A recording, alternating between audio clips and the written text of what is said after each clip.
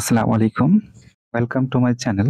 আজকে আমরা আলোচনা করব দশম শ্রেণীর ইংরেজি সিলেবাসে থাকা ৪ নম্বর লেসনে মাই ওন ট্রু ফ্যামিলি বলে একটা কবিতা রয়েছে টেড হিউজের। এই কবিতাটি সম্পর্কে আজকে আলোচনা করব। তাহলে চলো আমরা শুরু করি। প্রথমে দেখে নেব the author and the text এই সম্পর্কে।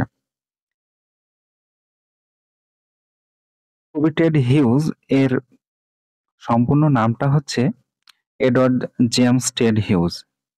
তিনি ১৯৩০ সালে জন্মগ্রহণ করেছিলেন এবং তিনি মারা গিয়েছিলেন ১৯৯৮ সালে। এডওয়ার্ড জেমস টেড হিউজ ওয়াজ এ নোটেড ইংলিশ পোয়েট। তিনি একজন প্রখ্যাত ইংরেজি কবি ছিলেন and had been the poet laureate of Great Britain from 1984 till his death। এবং তিনি ১৯৮৪ সাল থেকে নিয়ে তার মৃত্যু পর্যন্ত অর্থাৎ ১৯৯৮ সাল পর্যন্ত গ্রেট ব্রিটেনের চারণ কবি ছিলেন অর্থাৎ পোয়েট লরেট ছিলেন। His famous works include Birthday Letters, The Hawk in the Rain and Tales from Ovid। তার যে সমস্ত বিখ্যাত লেখনীগুলো ছিল তার মধ্যে বার্থডে লেটার্স, এটা একটা পোয়েটিক কালেকশন, অর্থাৎ এখানে ৮৮টা কবিতা রয়েছে এই কালেকশনটার মধ্যে এবং এটা লেখা হয়েছে বেসিক্যালি কবি এবং কবির যে প্রথম ওয়াইফ সিলভিয়া প্লাথ, এদের দুজনের মধ্যে যে একটা রিলেশন, অর্থাৎ এই রিলেশন সম্পর্কে কিন্তু লেখা হয়েছে। আসলে সিলভিয়া প্লাথ এবং কবি টেড হিউজের যে বৈবাহিক জীবন, সেখানে কিন্তু অনেক রকমের অবনমনের সৃষ্টি হয়েছিল। আস্তে আস্তে কিন্তু সম্পর্কটা একেবারে মানে ধ্বংসের দিকে চলে যাচ্ছিল। শেষমেশ আমরা দেখতে পাবো যে ১৯৬৩ সালে সিলভিয়া প্লাথ মানসিক অবসাদে ভুগতেন এবং সেই সময় তিনি কিন্তু সুইসাইড করেন, আত্মহত্যা করেন। এই আত্মহত্যার কারণটা ছিল যে টেড হিউজ অন্য একজন মহিলার প্রেমে পড়েছিলেন এবং তার সঙ্গে সম্পর্ক থাকার জন্যই সিলভিয়া প্লাথ সেটা সহ্য করতে না পেরে এই মানসিক অবসাদের শিকার হয়ে কিন্তু তিনি ১৯৬৩ খ্রিস্টাব্দে সুইসাইড করেছিলেন। এই আত্মহত্যার দরুন আমরা দেখতে পাবো যে কবির কিন্তু যে সম্মান, সে সম্মানহানি হতে শুরু করবে। তখন কবি বাধ্য হয়ে কিন্তু এই বার্থডে লেটার্স কবিতা কালেকশনটা লিখবে। যদিও এখানে কবিতাগুলো সিরিজ আকারে লেখা নেই, এলোমেলো হয়ে আছে, তথাপি আমরা দেখতে পাবো যে এই কবিতাগুলো যেন মনে হচ্ছে যে কবির বিরুদ্ধে ওঠা যে সমস্ত অভিযোগগুলো রয়েছে সে সমস্ত অভিযোগেরই একটা রেসপন্স স্বরূপ। এই কবিতা কালেকশনের জন্য তিনি আবার একটা পুরস্কার পেয়েছিলেন, সেটার নাম হচ্ছে Whitbread book of the year. তারপরে দেখতে পাচ্ছি আমরা এখানে the hawk in the rain, এটা আরেকটা পোয়েট্রি কালেকশন। তো এই যে পোয়েট্রি কালেকশন, এই পোয়েট্রি কালেকশনটা কিন্তু ১৯৫৭ সালে প্রকাশ হয়েছিল এবং এই পোয়েট্রি কালেকশনের মধ্যে ছিল ৪০টা কবিতা এবং এর যে বিষয়বস্তুটা ছিল, এই বিষয়বস্তুটা ছিল প্রকৃতি এবং মানুষের মধ্যে যে একটা মেলবন্ধন এবং মানুষের জীবন মরণ, মানুষ কিভাবে প্রকৃতির মধ্যে টিকে থাকছে, প্রকৃতির মধ্যে যে অনেক নিষ্ঠুরতার ভাব রয়েছে, সে সমস্ত জিনিস। যেমন আমরা বিশেষ করে the hawk in the rain নামে একটি এই কালেকশনের মধ্যে কবিতাও দেখতে পাবো। সেই কবিতাতে কিন্তু একটা হককে নিয়ে, অর্থাৎ বাজ পাখিকে নিয়ে কবিতাটা লেখা থাকবে যে একটা বাজ পাখি ঝড়ের মধ্যে, বৃষ্টির মধ্যে কিভাবে নিজেকে সার্ভাইভ করিয়ে রাখবে, বাঁচিয়ে রাখবে। এই মানে একটা প্রতিকূল পরিস্থিতির মধ্যেই যে বাজ পাখি নিজেকে বাঁচিয়ে রাখার আপ্রাণ চেষ্টা করছে, এর মাধ্যমেই কিন্তু মানুষের জীবনটাকে তুলে ধরা হবে। The hawk in the rain এই পোয়েট্রি কালেকশনের জন্য তিনি যে অ্যাওয়ার্ডটা পেয়েছিলেন সেটা হচ্ছে হারপার প্রাইজ ফর পোয়েট্রি এবং পরবর্তীতে আবার গালব্রেথ প্রাইজও পেয়েছিলেন। এবং পরে দেখতে পাচ্ছি এখানে টেলস ফ্রম ওভিড। এই টেলস ফ্রম ওভিড এটাও হচ্ছে একটা পোয়েট্রি কালেকশন। তাহলে এটা কিন্তু একটু অন্য ধরনের। আসলে ওভিড বলে যে একজন রোমান পোয়েট রয়েছেন, তিনি প্রায় ৮ খ্রিস্টাব্দের দিকে মেটামরফোসিস লিখেছিলেন। এই মেটামরফোসিসেরই রিটেলিং স্টোরি আর কি, এই স্টোরি কালেকশন, এখানে স্টোরির সংখ্যাগুলো রয়েছে ২৪টা। তো এই রিটেলিং অফ 24 স্টোরিজ, অর্থাৎ ২৪টা গল্পের যে পুনরাবৃত্তি করেছেন বা পুনরায় নতুনীকরণ করে বলেছেন, এই জিনিসগুলো কিন্তু আমরা এই কবিতার কালেকশনের মধ্যে দেখতে পাবো। তারপরে বলা হচ্ছে The poem describes the magical experience of a young child in an oak wood. এই কবিতাটি বর্ণনা দিচ্ছে একটা ওক জঙ্গলের মধ্যে এক শিশুর এক্সপেরিয়েন্স, অর্থাৎ একটা ম্যাজিক্যাল যে এক্সপেরিয়েন্স রয়েছে বা জাদুময়ী একটা যে অভিজ্ঞতা রয়েছে সেই অভিজ্ঞতার বর্ণনা দিচ্ছে। অ্যান্ড ইন্ডিকেটস দ্যাট, এবং এই নির্দেশনা দেয় যে human beings and trees should thrive as a single family. মানবজাতি এবং প্রকৃতির যে গাছপালা রয়েছে এটা হচ্ছে একটা অখণ্ড পরিবার, অর্থাৎ মানবজাতি এবং প্রকৃতি একে অপরের পরিপূরক, এখানে একে অপরের পরিপন্থী হিসাবে কিন্তু থাকছে না। It focuses strongly on the need to protect our natural environment for the welfare of mankind. এই কবিতাটি মানবজাতির মঙ্গলের জন্য এই প্রাকৃতিক পরিবেশ রক্ষার উপরে অধিক গুরুত্ব আরোপ করছেন। এবারে চলো আমরা মূল কবিতায় চলে যাই, লাইন বাই লাইন কবিতার লাইনগুলোকে ব্যাখ্যা করব। Once I crept in an oak wood, I was looking for a stag. কবি বলছেন যে এক সময় আমি ওক জঙ্গলের মধ্যে হামাগুড়ি দিয়ে প্রবেশ করলাম। I was looking for a stag, আমি একটা পুরুষ হরিণের খোঁজ করছিলাম। স্ট্যাগ শব্দটার অর্থ হচ্ছে মেল ডিয়ার। তো বলছে যখন ওক জঙ্গলে প্রবেশ করলাম, বলছে I met an old woman there, সেখানে একটা বৃদ্ধা মহিলার সঙ্গে সাক্ষাৎ হয়, অর্থাৎ দেখা হলো।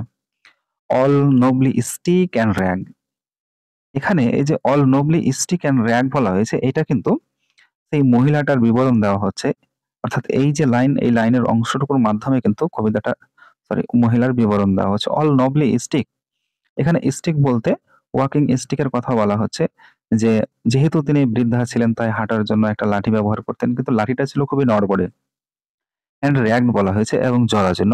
এই লাইনটুকুর মধ্য দিয়ে কবির যে এক বৃদ্ধা মহিলার সঙ্গে সাক্ষাৎ হয়েছিল, সেই বৃদ্ধা মহিলার কি অ্যাপিয়ারেন্স ছিল, সেই অ্যাপিয়ারেন্সের কথাটা কিন্তু ব্যক্ত করা হলো। হি সেইড, সি বলতে এখানে সেই মহিলাটি, যে মহিলার সঙ্গে ওক জঙ্গলে কবির সাক্ষাৎ হয়েছিল, সেই মহিলাটি সেইড বলল, I have your secret here inside my little bag. তিনি বলছেন যে আমার এই যে ছোট্ট থলেটা রয়েছে, এই থলের মধ্যে তোমার গোপন রহস্য বা গোপন কথা কিন্তু রয়েছে। আমি কিন্তু কবিতাটা পড়ার পরে, অর্থাৎ শেষ হয়ে গেলে কিন্তু এর মধ্যে যে একটা আলাদা মিনিং রয়েছে বা ইনার মিনিং রয়েছে, সেই মিনিংটা অবশ্য বলবো, সেটা অবশ্যই সবার শোনা দরকার রয়েছে। এ কথা বলার পরে বলছে then she began to cackle and I began to quack. তারপরে তিনি উচ্চ কণ্ঠে হাসতে শুরু করলেন, অর্থাৎ খ্যাক খ্যাক করে হাসতে শুরু করলেন। And I began to quack, এবং আমি কাঁপতে শুরু করলাম। অর্থাৎ সেই বৃদ্ধা মহিলা যখন উচ্চ কণ্ঠে হাসতে শুরু করেছে, তখনই কবি কিন্তু কাঁপতে শুরু করেছিলেন। She opened up her little bag, সে তার ছোট্ট থলেটাকে খুললো। And I came to awake, এবং কবি বলছেন যে আমি যেন দুইবার জাগ্রত হলাম। এখানে আই কেম টয়েস অ্যাওয়াক, এই যে অংশটুকু, এই অংশটুকুর মাধ্যমে কিন্তু দুইবার জাগ্রত হওয়া বলতে কবি বোঝাতে চাচ্ছেন transition from ignorance to knowledge, অর্থাৎ কবি যে একটা মানে অজ্ঞতার মধ্যে ছিলেন, সেই অজ্ঞতা থেকে যেন মনে হচ্ছে জ্ঞানের জগতে ফিরে আসছেন, থেকে অর্থাৎ অসচেতনতার জগৎ থেকে তিনি যেন সচেতনতায় ফিরে আসলেন। Surrounded by a staring tribe, কবি দেখছেন যে তার চারিপাশে ওক গাছেরা তাকে ঘিরে রয়েছে এবং এক দৃষ্টিতে তাকিয়ে রয়েছে। And me tied to a stake, এবং কবি দেখছেন যে নিজেকে একটা খুঁটির সঙ্গে বাঁধা রয়েছে। স্টেক মানে হচ্ছে খুঁটি, টাইড মানে বাঁধা। তাহলে কবি দেখছেন, হঠাৎ জেগে উঠে দেখছেন, অর্থাৎ যখন সচেতনতা ফিরে পেলেন, যখন তিনি সেই ইগনোরেন্স থেকে নলেজের জগতে প্রবেশ করলেন, তখন তিনি দেখতে পাচ্ছেন, বুঝতে পাচ্ছেন যে যেন কবিকে সেই ওক গাছেরা চারিদিকে ঘিরে রয়েছে এবং একটা খুঁটির সঙ্গে বাঁধা রয়েছে। ঠিক যেন এখানে দেখতে পাচ্ছি যে সমাজে যখন কোনো চোর কোনো কিছু চুরি করে নেয়, তখন সেই চোরকে আহ, ধরে কোনো একটা খুঁটির সঙ্গে বেঁধে দেওয়া হয় এবং তাকে অনেক কিছু বলা হয়। তো ঠিক এইরকম একটা পরিস্থিতির সৃষ্টি হয়েছে কবির ক্ষেত্রে, যেন মনে হচ্ছে তাকে খুঁটির সঙ্গে বেঁধে দিয়ে ওক গাছেরা বলা শুরু করেছে। কি বলছে? বলছে দে সেইড, তারা বলল, we are the oak trees, আমরা হলাম ওক গাছ। অর্থাৎ কবির চারিদিকে যে সমস্ত ট্রি ট্রাইব দাঁড়িয়ে রয়েছে, ওক গাছেরা দাঁড়িয়ে রয়েছে, তারা এবার কবির সঙ্গে একটা কথোপকথন শুরু করেছেন। বলছে আমরা হলাম ওক গাছ and your own true family, এবং আমরা হলাম তোমার সত্যিকারের পরিবার। উই আর চোপড ডাউন, আমাদেরকে কেটে ফেলা হচ্ছে। উই আর টর্ন আপ, আমাদের ছিন্ন ভিন্ন করে ফেলা হচ্ছে। You do not blink an eye, তুমি আমাদের দিকে একটা নজরও দিচ্ছ না, অর্থাৎ আমাদের দিকে একটা চোখের পলকও ফেলছো না। Unless you make a promise now, যদি তুমি এখন প্রতিজ্ঞা না করেছো, now you are going to die, তবে তুমি মরতে চলেছো। অর্থাৎ ঠিক যেমন করে আমরা দেখতে পাই যে একজন চোরকে গাছে বেঁধে দিয়ে বা কোনো একটা খুঁটির সঙ্গে বেঁধে দিয়ে বা কোনো পোলের সঙ্গে বেঁধে দিয়ে তাকে বিভিন্ন রকমের কথা বলা হয় যে নেক্সট টাইম যেন সে চুরি না করে, ঠিক একইভাবে এখানে দেখতে পাওয়া যাচ্ছে যে কবিকে যেন শাসাচ্ছেন, তাকে প্রমিস করিয়ে নিচ্ছেন যে কবি যদি এখন প্রমিস না করে, প্রতিজ্ঞাবদ্ধ না হয়, তাহলে কিন্তু তিনি মরতে চলেছেন, অর্থাৎ ওক গাছেরা তাকে মেরে ফেলবেন।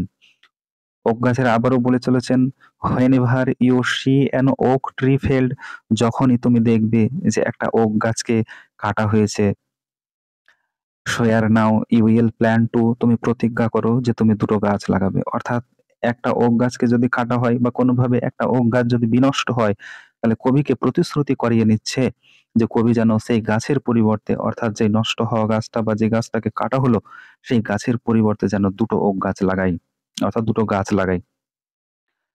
আনলেস ইউ শেয়ার, যদি তুমি প্রতিজ্ঞা না করো, the black oak bark will wrinkle over you and root you among the oaks where you were born but never গ্রিউ।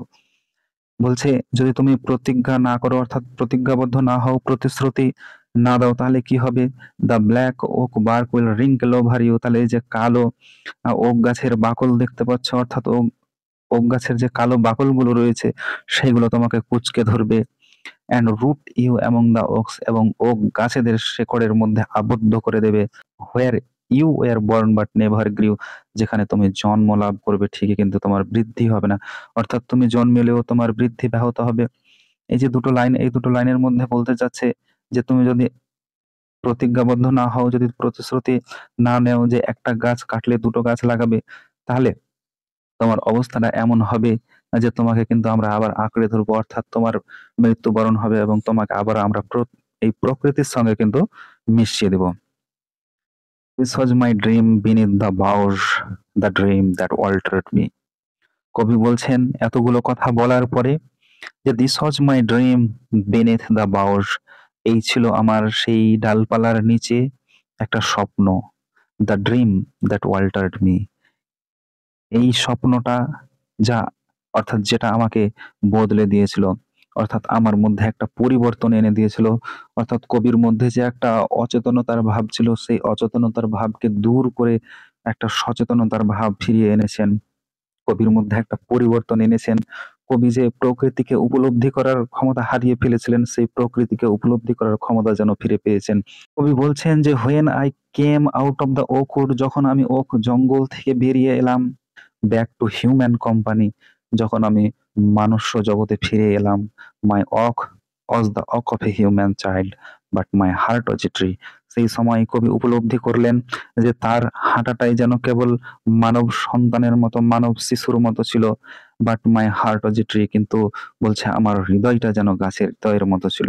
অর্থাৎ তিনি বলছেন যে আমি মানব সন্তানের মতো, মানব শিশুর মতো যেন হেঁটে আসছিলাম ঠিকই, কিন্তু আমার যে ফিলিংসটা ছিল, আমি তখন প্রকৃতিকে উপলব্ধি করতে পারছিলাম, অর্থাৎ আমার পুরো হার্ট, আমার পুরো ফিলিংস, আমার পুরো মনটা যেন গাছেদের মনের মতো হয়ে গেছিল। আমি যেন প্রত্যেকটা পদক্ষেপে গাছকে উপলব্ধি করতে পারছিলাম, অর্থাৎ প্রকৃতির যে ভাব, সেই ভাবটাকে উপলব্ধি করতে পারছিলাম। তাহলে এই হচ্ছে আমাদের কবিতাটা, কিন্তু এর ইনার মিনিংটা একটু অন্যরকম রয়েছে। খুব সুন্দর একটা কবিতা এটা। আসলে কবিতাটা লেখা হয়েছে কখন? কবিতাটা লেখা হয়েছে, এর যে ব্যাকগ্রাউন্ড, সে ব্যাকগ্রাউন্ডটা হচ্ছে ডিফরেস্টেশন, বা আমরা বলতে পারি ইন্ডাস্ট্রিয়ালাইজেশন। ইংল্যান্ডে অষ্টাদশ শতাব্দীর মাঝামাঝিতে যে শিল্প বিপ্লবের সূচনা হচ্ছে, সেই শিল্প বিপ্লবের দরুন কিন্তু অনবরত শিল্প প্রতিষ্ঠার ফলে গাছগুলোকে কাটা হচ্ছে, অর্থাৎ ইংল্যান্ডে যেহেতু ওক গাছের সংখ্যা বেশি, তাই ওক গাছগুলোকে কেটে বা ওক জঙ্গল কেটে শিল্প স্থাপনের কাজ শুরু হয়েছিল। অনবরত এইভাবে গাছগুলো কাটতে থাকলে কবি কিন্তু লক্ষ্য করেন যে শিল্প বিপ্লবের দ্বারা মানুষ যেভাবে অনুপ্রাণিত হয়ে গাছগুলো কেটে চলেছে, নতুন নতুন শিল্পের আবিষ্কার করে চলেছে, প্রতিষ্ঠা করে চলেছে, তাতে করে কিন্তু এইভাবে যদি গাছগুলো কাটতে থাকে, তো প্রকৃতি একসময় যে ভারসাম্যটাকে বজায় রেখেছে, সেই ভারসাম্য কিন্তু বিনষ্ট হয়ে মানুষ অক্সিজেনের অভাবে হয়তো মারা যেতে পারে, বা বিভিন্ন রকমের মানে প্রতিকূল পরিস্থিতির মধ্যে পড়তে পারে। এই জন্য কিন্তু কবি তখন এই কবিতাটা লেখা শুরু করছেন। তাহলে এই যে কবিতাটা মাই ওন ট্রু ফ্যামিলি, এই কবিতাটা কবির একটা স্বতন্ত্র কবিতা। কোন রকমের কোনো কালেকশন থেকে নেওয়া হয়েছে এরকম কোনো কিছু পাওয়া যায় না এই বিষয়ে। যার জন্য বলা হচ্ছে যে এটি একটি সম্পূর্ণ আলাদা কবিতা, স্বতন্ত্র কবিতা। পরবর্তীতে যদিও কবিতাটিকে বিভিন্ন বইয়ে ইনক্লুড করা হয়েছে।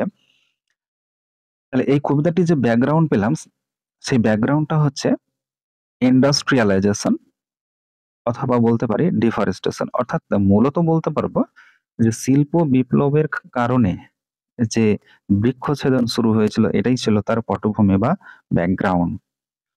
এই ব্যাকগ্রাউন্ডের উপর ভিত্তি করেই কিন্তু তিনি এই কবিতাটা লিখেছিলেন। এবারে আমরা ইনার মিনিংটা একটু দেখে নেব। প্রথমে দেখতে পাচ্ছি যে কবি বলছেন যে once I crept in an oakwood I was looking for a stag. যে হামাগুড়ি দিয়ে ওক জঙ্গলে প্রবেশ করলাম। তাহলে এখানে দেখতে পাচ্ছি যে হামাগুড়ি দেওয়ার মাধ্যমে কবি কিন্তু নিজেকে একজন শিশু হিসাবে উপস্থাপন করছেন এবং তিনি বলছেন যে I made an old woman there, আমি সেখানে একটা বৃদ্ধা মহিলার সঙ্গে সাক্ষাৎ করলাম। তাহলে এখানে যে ওল্ড ওম্যান রয়েছে এই ওল্ড ওম্যানটা কি নাথিং বাট ট্রিজ, এটা কিন্তু গাছ ছাড়ার কিছু নয়। অর্থাৎ সেখানে গিয়ে একটা বৃদ্ধ ওক গাছের সঙ্গে একটা কাল্পনিক কথোপকথন হচ্ছে। অর্থাৎ এই যে কবিতার বিষয়বস্তুটা, এই কবিতার বিষয়বস্তুটা সম্পূর্ণ একটা কাল্পনিক বিষয়বস্তু। আহ, কবি এটা কল্পনার মাধ্যমে একটা কনভারসেশনাল ওয়েতে কিন্তু কবিতাটা লিখছেন। তো এখানে যে বৃদ্ধা মহিলাটা, এই মহিলাটা হচ্ছে ওক গাছ। তাহলে ওক গাছের অবস্থাটা একেবারে নড়বড়ে ছিল। ওক গাছের যে বাকল, সে বাকলও জরাজীর্ণ হয়েছিল। এমন একটা ওক গাছের সঙ্গে কথোপকথন হচ্ছে কবির। অর্থাৎ এখানে দুটো জগতের দুটো প্রতিনিধি রয়েছে। মানুষ্য জগতের প্রতিনিধি হিসাবে রয়েছেন কবি টেড হিউজ এবং প্রকৃতির প্রতিনিধি হিসেবে রয়েছে একটা ওক গাছ। এই দুজন প্রতিনিধির মধ্যে কথোপকথন হচ্ছে। অর্থাৎ মানুষ্য জগতের সঙ্গে প্রকৃতির কথোপকথন হচ্ছে।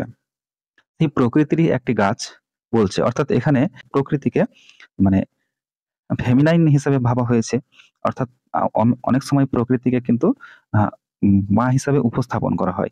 তো এখানে তার জন্য বলা হচ্ছে যে সি সেড, অর্থাৎ সে বললো, মানে প্রকৃতিরই একটা গাছ বলছে। অর্থাৎ প্রকৃতি বলছে যে আমার কাছে তোমার সমস্ত গোপন তথ্য রয়েছে, গোপন কথা রয়েছে, এই যে ব্যাগ রয়েছে। তাহলে এখানে যে ছোট ব্যাগের কথা বলা হচ্ছে, এই ছোট ব্যাগটা গাছের যে সমস্ত সবুজ পাতা রয়েছে এই পাতা ছাড়া আর কিছু নয়। অর্থাৎ তিনি বলতে চাচ্ছেন, অর্থাৎ ওক গাছ বলতে চাচ্ছেন যে ওক গাছেতে যে ছোট ছোট পাতাগুলো দেখতে পাওয়া যাচ্ছে, অর্থাৎ প্রকৃতির যে গাছের পাতাগুলো রয়েছে ছোট ছোট পাতার মধ্যে কবির অর্থাৎ মানুষ্য জগতের সমস্ত মানুষের কিন্তু গোপন রহস্য সেখানে লুকিয়ে রয়েছে। Then she began to cackle and I began to quack, তারপরে কিন্তু সে উচ্চ কণ্ঠে হাসতে শুরু করলো আর কবি কাঁপতে শুরু করলো। কেন? অর্থাৎ সেই ওক গাছ উপলব্ধি করছে যে মানুষ কতটুকু বোকা।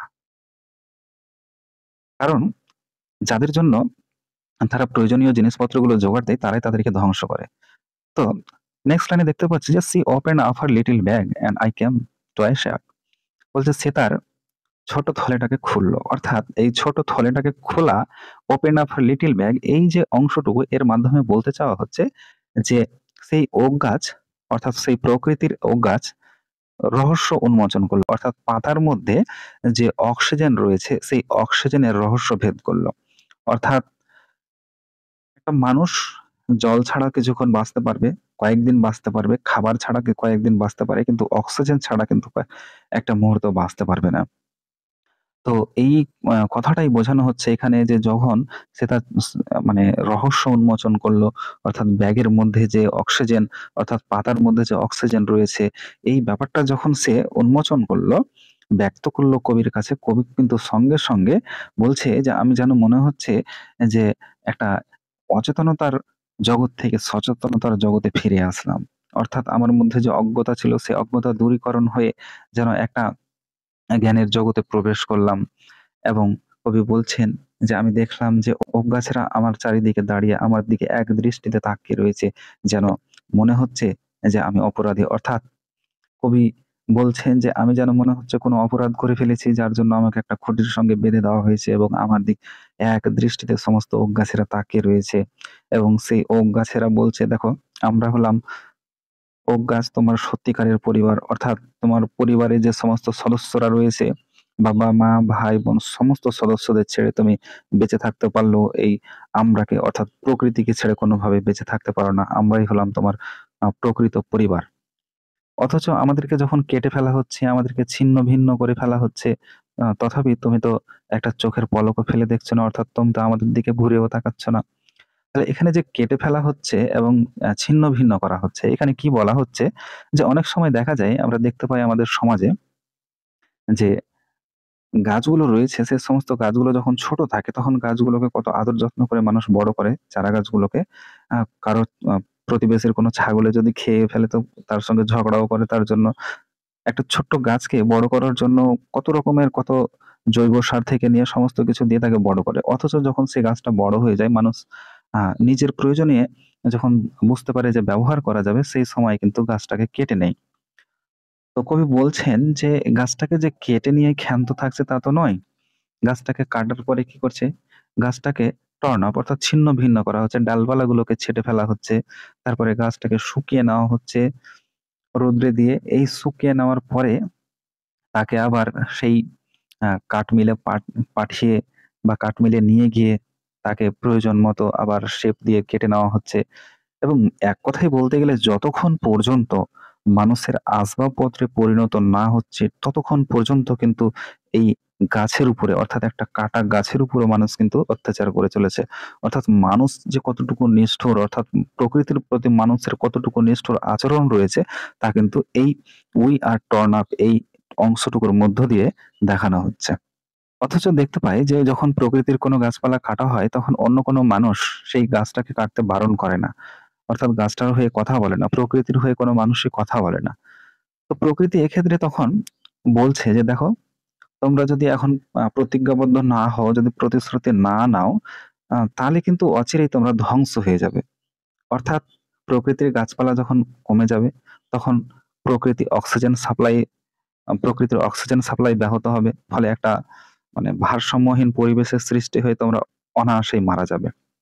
তাহলে তোমাদেরকে প্রতিশ্রুতি নিতে হবে যে তোমরা যখন একটা ওক গাছকে কাটতে দেখবে, অর্থাৎ প্রকৃতির যখন কোনো একটা গাছকে কাটা হবে, তখন তোমাদের প্রতিশ্রুতি নিতে হবে যে ২ টো গাছ লাগাবে। যদি তোমরা একটা গাছ কাটার পরিবর্তে বা একটা গাছ বিনষ্ট হওয়ার পরিবর্তে ২ টো গাছ লাগাও, তাহলে কিন্তু পরিবেশের যে ভারসাম্য, সেই ভারসাম্যটা বজায় থাকবে। যদি তোমরা এমনটা না করো তাহলে কি হবে? বলছে, "Unless you swear, the black oak bark will wrinkle over you and root you among the oaks where you were born but never grew." বলছে, এই যে ওক গাছেদের কৃষ্ণকায় বাকল দেখছো, এই বাকলগুলো তোমাদেরকে কুঁচকে ধরবে এবং তোমাদেরকে বলছে শিকড়ের মধ্যে ওক গাছের আবদ্ধ করবে। মানেটা হলো যে তোমাদের অবস্থাটা এমন হবে, এমন শোচনীয় হবে যে তোমরা মারা যাবে এবং তোমরা মারা গেলে তোমরাকে কিন্তু পুনরায় প্রকৃতির এই মাটির সঙ্গে মিশিয়ে দেওয়া হবে। তোমরা প্রকৃতির মাটির সঙ্গে মিশে যাবে। তোমরা জন্মাবে কিন্তু তোমরা বেড়ে উঠতে পারবে না। তোমরা জন্ম লাভ করার পরে মারা যাবে। অর্থাৎ অক্সিজেনের অভাব হবে পরিবেশে, অক্সিজেনের অভাব হলে তোমরা অনায়াসে মারা যাবে। তোমরা কেউ বেঁচে থাকতে পারবে না। তো কবি বলছেন যে এই যে আমি যে একটা কাল্পনিক সংলাপ অর্থাৎ কথোপকথন চালিয়ে যাচ্ছিলাম, তো বলছে এইগুলো বলতে না বলতেই যেন মনে হচ্ছে যে এই প্রকৃতির কাছ থেকে অনেক কিছু শিখে ফেললাম এবং সচেতনতা ফিরে পেলাম। তার জন্য কবি শেষে এসে বলছে যে আসলে এটা ছিল একটা স্বপ্ন, অর্থাৎ এটা ছিল আমার একটা কাল্পনিক কনভারসেশন, একটা মানে ইমাজিনেটিভ কনভারসেশন। যেই কনভারসেশনটা, যেই কল্পনা প্রবণতাটা বা যেই চিন্তন ক্ষমতাটা আমার মধ্যে একটা নতুন করে মানে পরিবর্তন এনে দিয়েছিল, যে কবি যে জিনিসটা সম্পর্কে একেবারে অজ্ঞ ছিল সেই সম্পর্কে কবি যেন নতুন করে নলেজ পাচ্ছেন, অর্থাৎ জ্ঞান লাভ করছেন। তাই বলছেন যে আমি এমনই কিছু জানলাম, আমার মনের মধ্যে এমনই কিছু পরিবর্তন আসলো যে আমি যেন মনে হচ্ছে যে ওই গাছেদের যে ব্যথা বেদনা সমস্ত কিছুকে অনুভব করতে পারছিলাম। যদিও আমি মানব সন্তান বলে মানুষের মতো হেঁটে আসছিলাম ঠিকই, কিন্তু আমার হৃদয়ে যেন প্রকৃতপক্ষে প্রকৃতির যে সমস্ত ফিলিংস, সে সমস্ত ফিলিংস গুলোকে অনুভব করতে পারছিল। অর্থাৎ কবি বলতে চাচ্ছেন যে মানুষ প্রকৃতির প্রতি যে কত নিষ্ঠুর, যেভাবে নিষ্ঠুর আচরণ করে চলেছে, সেই সমস্ত নিষ্ঠুর আচরণ যেন না করে এবং সুষ্ঠুভাবে জীবনযাপন করার জন্য, বেঁচে থাকার জন্য অবশ্যই প্রত্যেকটা মানুষেরই উচিত হবে যে প্রকৃতির প্রতি খেয়াল রাখা এবং প্রকৃতিকে যদি রক্ষা করতে পারি আমরা, তাহলে আমরাকে প্রকৃতি মানে সুরক্ষা প্রদান করবে। এই হচ্ছে কবিতার বিষয়বস্তু। এবং এখানে কিছু প্রশ্ন দেওয়া রয়েছে, অবশ্য প্রশ্নগুলো সহজ রয়েছে, খুব একটা ডিফিকাল্ট নয়। যেমন এখানে কম্প্রিহেনশন এক্সারসাইজের কয়েকটা প্রশ্নের অ্যান্সার গুলো বলে দিচ্ছি। Choose the correct alternative to complete the following sentences. তো এখানে বলা হচ্ছে ক্রিপিং ইন অ্যান ওকউড, হামাগুড়ি দিয়ে একটা ওক জঙ্গলে, the poet was looking for, কবি লুকিং ফর মানে হচ্ছে সার্চ করা, খোঁজ করেছিলেন, কিসের খোঁজ করেছিলেন? আমরা অবশ্য ফার্স্ট লাইনে পেয়েছি, সেখানে ছিল once I crept in an orchard, I was looking for a stag, তাহলে অ্যান্সার হচ্ছে stag। নেক্সট হচ্ছে whenever an oak tree is felled, the number of trees the poet must plant is 2। এটাও কবিতার লাইনে স্পষ্টভাবে দেওয়া আছে, whenever you see an oak tree felled, fair now you will plant 2, তাহলে দুটো গাছ লাগানোর কথা বলা হয়েছে। নেক্সট হচ্ছে when the poet came out of the orchard, his heart was that of a tree, অর্থাৎ ওখানে লেখা আছে স্পষ্টভাবে কবিতায়, my oak was the oak of a human child but my heart was a tree, তাহলে এখানে হবে অ্যান্সারটা ট্রি। নেক্সট হচ্ছে state whether the following statement are true or false, provide sentences phrases words in support of your answer. এই জায়গাটাই কিন্তু অনেক স্টুডেন্টরা ভুল করে, এই জায়গাটাকে খুব ভালোভাবে দেখা দরকার রয়েছে। এখানে বলা হচ্ছে যে নিচের যে স্টেটমেন্ট গুলো রয়েছে, বিবৃতিগুলো রয়েছে, সেগুলো সত্য না মিথ্যা সেটা বলতে বলেছেন, এবং টিএফ তো লিখতেই হবে, যদি সত্য হয় তো অর্থাৎ ট্রু হলে টি এবং ফলস হলে এফ লিখবো। তার সাথে বলেছে যে প্রোভাইড সেন্টেন্সেস, অর্থাৎ সাপোর্ট করার জন্য, এই যে অ্যান্সারটা ট্রু বা ফলস বললাম, এটাকে সাপোর্ট দেওয়ার জন্য আমাদেরকে কিন্তু সেন্টেন্স দিতে হতে পারে বা ফ্রেজ দিতে হতে পারে বা ওয়ার্ড দিতে হতে পারে। তো এই জিনিসটা কিভাবে দেবো? আমরা নিজে থেকে মন গড়া কিছু দিতে পারবো না, হুবহু টেক্সটে অর্থাৎ কবিতায় যা রয়েছে সেই সমস্ত কিছুই, অর্থাৎ সাপোর্টিং স্টেটমেন্ট হিসেবে যতটুকু প্রয়োজন ততটুকু কিন্তু আমরা এখানে দেবো, অবাধে যা তা লেখা যাবে না এখানে। A number, the old woman held the poet's secret in her little bag. The woman held the poet's secret in her little bag. এটা কিন্তু ট্রু হবে। তাহলে সাপোর্টিং স্টেটমেন্টটা কি আছে? অবশ্য ওখানে একটা সাপোর্টিং স্টেটমেন্ট অর্থাৎ একটা কবিতার লাইনে লেখা রয়েছে, she said I have your secret here inside my little bag। Just এই অংশটুকু লিখতে হবে, যেভাবে ইনভার্টেড কমার মধ্যে রয়েছে সেভাবেই লিখতে হবে। B number, the tree tribe said that the poet is bothered to see the chopping down of oak trees। বলছে যে ট্রি ট্রাইব অর্থাৎ ওক গাছেরা বলছে যে কবি নাকি ওক গাছেদের কাটা দেখতে দেখতে বিরক্ত হয়ে গেছে না। এটা ফলস, কারণ হচ্ছে কবিতায় বলা হয়েছে you do not blink an eye, তাহলে এটা সাপোর্টিং স্টেটমেন্ট হবে যে তুমি তো আমাদের দিকে মানে চোখ তুলে তাকাও না। নেক্সট হচ্ছে the poet never came out of the Oakwood, কবি কখনো ওক জঙ্গল থেকে বাইরে বেরিয়ে আসেননি।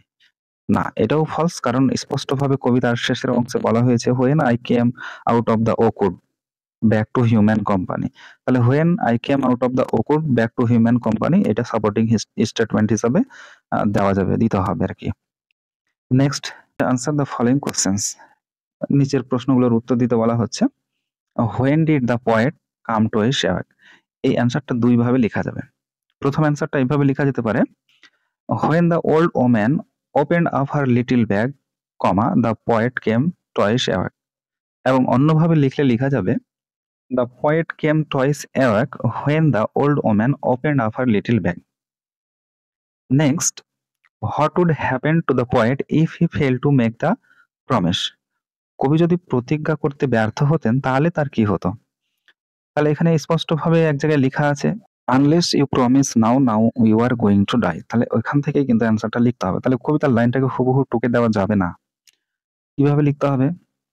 তাহলে এখানে লিখতে হবে if the poet fail to make the promise, he would die, এটুকু লিখলে যথেষ্ট।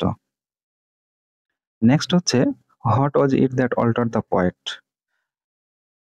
একটা লাইনে আমরা পড়েছি, ওখানে লেখা আছে this was my dream beneath the boughs, the dream that altered me. তাহলে অনেক স্টুডেন্ট কবিতার লাইন টুকে দেয়, কোনোভাবে কবিতার লাইন টুকা যাবে না, যেভাবে কোশ্চেন করা হয়েছে সেইভাবেই কবিতা থেকে হেল্প নিয়ে অ্যান্সার লিখতে হচ্ছে। তাহলে what was it that alter the poet, আমাদেরকে সাজিয়ে নিতে হবে যে it was the dream beneath the boughs that alter the poet, ব্যাস। নেক্সট রয়েছে grammar in use, change the following into indirect speech. আচ্ছা, অর্থাৎ এখানে ন্যারেশন চেঞ্জ দিয়েছে। সবগুলো দেখতে পাচ্ছি যে আমরা এখানে ডাইরেক্ট স্পিচে রয়েছে, ইনডাইরেক্টে করতে হবে। এখানে একটা জিনিস খেয়াল রাখবো যে কে কাকে জিজ্ঞাসা করেছে। তাহলে রাহুল দীপাকে বলছে তুমি, তাহলে তুমিটা হচ্ছে দীপা। তাহলে Rahul asked Deepa if she would go to school that day, অর্থাৎ টুডে থাকলে দ্যাট ডে করতে হয়। নেক্সট হচ্ছে Rita said to Ayesha please give me a glass of water. স্পষ্টভাবে বুঝতে পারছি প্লিজ বলা হয়েছে এখানে, অর্থাৎ ইন্টারোগেটিভ সরি এটা ইম্পারেটিভ সেন্টেন্স রয়েছে। ইম্পারেটিভ সেন্টেন্সের ক্ষেত্রে কিন্তু আমরা কি করি, আহ, যে যদি অনুরোধ বোঝায় তাহলে রিকোয়েস্ট করতে হয়। Rita requested Ayesha to give her a glass of water. Next হচ্ছে the old man told the little girl, বৃদ্ধ মানুষটি ছোট্ট মেয়েটিকে বলল মে ইউ বি হ্যাপি, তুমি সুখী হও। তাহলে এটা কি হবে, এটা যেহেতু উইশ করছে অর্থাৎ অপটেটিভ সেন্টেন্স রয়েছে, তাহলে আমাদের লিখতে হবে the old the old man wish the little girl that she might be happy, অথবা লেখা যেতে পারে the old man wished that the little girl might be happy. Next রয়েছে do as directed, Ranjan said who does not know the name of Rabindranath, change into affirmative sentence. এখানে negative আছে, affirmative করতে হবে। তাহলে অ্যাফার্মেটিভ পার্টটা কোনটুকু করবো আমরা, হু থেকে নিয়ে রবীন্দ্রনাথ পর্যন্ত। তাহলে অ্যান্সার হবে রঞ্জন সেড, তারপরে comma inverted comma everybody knows the name of Rabindranath. Next রয়েছে Sangita runs faster than any other girl in her class, rewrite using the positive degree of faster. ফাস্টারের পজিটিভ ডিগ্রি লিখতে বলেছে, তাহলে কি হবে, বলছে no other girl in her class runs as fast as Sangita. Next Kaushiki blamed her friend for the trouble, rewrite using the noun form of blamed।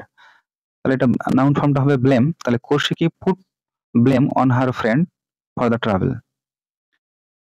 Next এখানে অবশ্যই নোটিশের নিয়ম কানুনগুলো দেখে নিতে হবে। একটা নোটিশ লেখা রয়েছে এবং পরবর্তী পেজে এখানে স্পষ্টভাবে নোটিশ কিভাবে লিখতে হবে এটা কিন্তু দেওয়া রয়েছে, অর্থাৎ এই মধ্যশিক্ষা পরিষদ কর্তৃক দেওয়া যে নোটিশের ফরম্যাট এই অনুযায়ী কিন্তু আমাদেরকে মাধ্যমিকের নোটিশগুলো লিখতে হবে, অযথা যাতা লেখা যাবে না। যেমন এখানে বলে রেখেছে a specific format is used, একটা নির্দিষ্ট ফরম্যাট ইউজ করতে হয়। The name of the organisation or institution is mentioned, অর্থাৎ যে প্রতিষ্ঠান সে প্রতিষ্ঠানের নামটাকে কিন্তু বা সংস্থার নামটাকে উল্লেখ করতে হবে।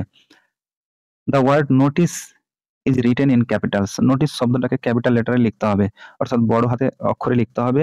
Capital letters are also used in the heading for the name of organisation institution and also for the topic of the notice to attract the attention of the readers, অর্থাৎ যে ইনস্টিটিউশন প্রতিষ্ঠান বা সংস্থার নাম সেটাও কিন্তু ক্যাপিটাল লেটারে লেখা যায়, বা নোটিশের যে বিষয়বস্তু সেটাও লেখা যায় কেবলমাত্র রিডার্সদের দৃষ্টি আকর্ষণ করার জন্য, সরি রিডার্সদের মনোযোগ আকর্ষণ করার জন্য। The date of the notice is written generally on the top right hand corner, অর্থাৎ ডান দিকে উপরে নোটিশের ডেটটা লিখতে হয়। নেক্সট বলা হচ্ছে the caption or topic of the notice should be written, নোটিসের একটা ক্যাপশন শিরোনাম তো দিতেই হচ্ছে, কিসের উপরে লিখতে হচ্ছে। The notice is to be signed by the issuing authority and counter signed by the head of the institution in case of a school notice. School নোটিসের ক্ষেত্রে অবশ্যই হেডমাস্টার কর্তৃক স্বাক্ষর হতে হবে এবং ইস্যুইং অথরিটি অর্থাৎ কে সেটাকে নোটিশটা ইস্যু করছে তার স্বাক্ষর হতে হবে।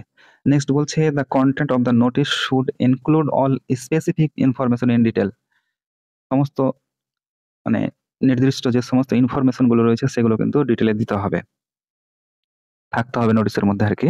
তারপরে বলছে the notice should be enclosed within a box, নোটিশটাকে একটা বক্সের মধ্যে আবদ্ধ করতে হবে। যেভাবে দেওয়া আছে উপরে একটা ফরম্যাট দেওয়া আছে আর কি, যেমন এখানে রয়েছে এই যে বক্স করে সুন্দর করে এখানে লেখা রয়েছে ক্যাপিটাল লেটার দিয়ে, এইভাবে লেখার কথা বলা হয়েছে। আচ্ছা নেক্সটে কি রয়েছে, নেক্সটে 7 নম্বরে রয়েছে your school is going to host an inter school district sports competition, অর্থাৎ এটা আরেকটা নোটিশ রয়েছে। তো এটা হচ্ছে inter school district sports competition, এর উপরে একটা নোটিশ লিখতে বলেছে। অবশ্য নোটিশগুলো তোমরা এই চ্যানেলেই পেয়ে যাবে, সার্চ করলেই পাওয়া যাবে, অনেক রাইটিং আছে, আরো কিছু কিছু জিনিস আছে, আরো কিছু আপলোড করা হবে আর কি। তো তোমরা কানেক্টেড থাকো এবং পরবর্তীতে আরো ভিডিওগুলো পেতে থাকবে।